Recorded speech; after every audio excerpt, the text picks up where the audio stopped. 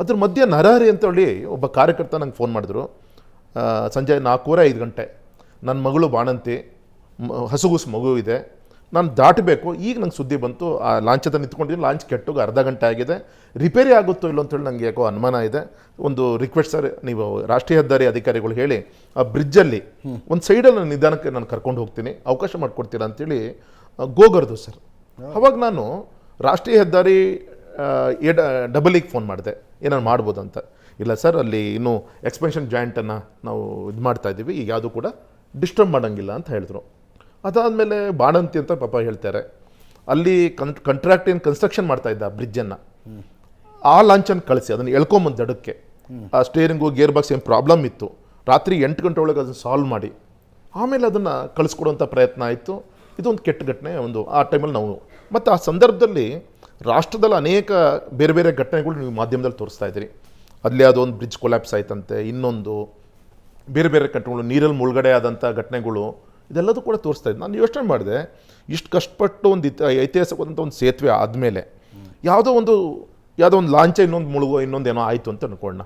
ನಾಳೆಗೆ ಒಂದು ಕೆಟ್ಟ ಹೆಸರು, ನೋಡಪ್ಪ ಇದೊಂದು ಉದ್ಘಾಟನೆ ಡೇಟಿಗೋಸ್ಕರ ಇದು ಪೋಸ್ಟ್ಪೋನ್ ಮಾಡಿಕೊಂಡು ಗೌರವಂತ ಪ್ರಧಾನಮಂತ್ರಿಗಳು ಬರಬೇಕಂತ ಅಪೇಕ್ಷೆ ಇತ್ತು. 100 ಆಗಸ್ಟ್ ಆರ್ ಸೆಪ್ಟೆಂಬರಲ್ಲಿ ಗೌರವಂತ ಪ್ರಧಾನಮಂತ್ರಿಗಳು ಬಂದು ಉದ್ಘಾಟನೆ ಮಾಡೋಂಥದ್ದು ಅವಕಾಶಗಳಿತ್ತು. ಆ ಪುಣ್ಯಾತ ಬಂದಲ್ಲಿ ಹೆಜ್ಜೆ ಇಟ್ಟಿದ್ರೆ ನನಗೆ ಇಡೀ ಕ್ಷೇತ್ರದಲ್ಲಿ ಇನ್ನೂ 4-5 ಒಳ್ಳೊಳ್ಳೆ ಕಾರ್ಯಕ್ರಮಗಳನ್ನು ನಾನು ಸ್ವತಃ ಅವ್ರ ಕಣ್ಣಾರೆ ಕ್ಷೇತ್ರಕ್ಕೆ ಬಂದಾಗ ಮಾಡ್ಕೊಳ್ಬೋದು ಅಂತ ನಮ್ಮ ಮನಸ್ಸಲ್ಲಿತ್ತು.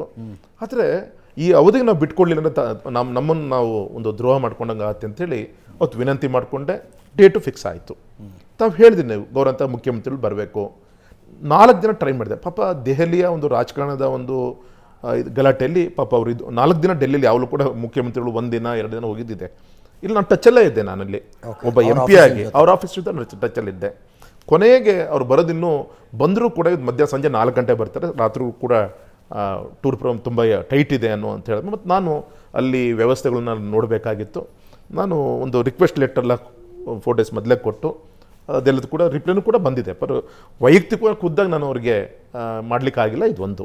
ಆದರೆ ಈ ವ್ಯವಸ್ಥೆ ಒಂದು ಅಧಿಕಾರಿಗಳು ಆ ಮಟ್ಟದಲ್ಲಿ ಕೇಂದ್ರ NH ಅಧಿಕಾರಿಗಳು ಮಾಡಬೇಕಾದಂಥ ಕೆಲಸ ಅವರು ಕೂಡ ಅವ್ರ ಕರ್ತವ್ಯ ಮಾಡಿದ್ರು. ಮತ್ತು ಇನ್ನೊಂದು ಸಮಸ್ಯೆ ಏನಾಯಿತು ಅಂದರೆ, ಕೇವಲ ಸಿಗಂದೂರು ಒಂದೇ ಉದ್ಘಾಟನೆ ಆಗಿದ್ದರೆ ಗೌರವಂತ ಮುಖ್ಯಮಂತ್ರಿಗಳನ್ನ ಇನ್ನೂ 2 ವಾರ ಮೊದಲೇ ಅಪ್ರೋಚ್ ಮಾಡ್ಬೋದಿತ್ತು ಏನೋ.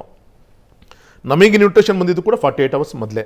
ಕಾರಣ ಏನಾಯಿತು ಅಂದರೆ, ರಾಜ್ಯದ ಸುಮಾರು 2,000 ಕೋಟಿಯ ಕಾಮಗಾರಿಗಳನ್ನು ಅದನ್ನು ಕೂಡ ಜೋಡಿಸ್ಕೊಂಡು ಆ ಪ್ರೋಟೋಕಾಲು, ಆ ಮಂತ್ರಿಗಳನ್ನು, ಶಾಸಕರನ್ನು, ಈ ರೀತಿಯಂಥ ಒಂದು ಟೆಕ್ನಿಕಲ್ ಸಮಸ್ಯೆಯಿಂದ ಇದನ್ನು ಡಿಲೇ ಹಾಕಂತ ಹೋಗಿದೆ.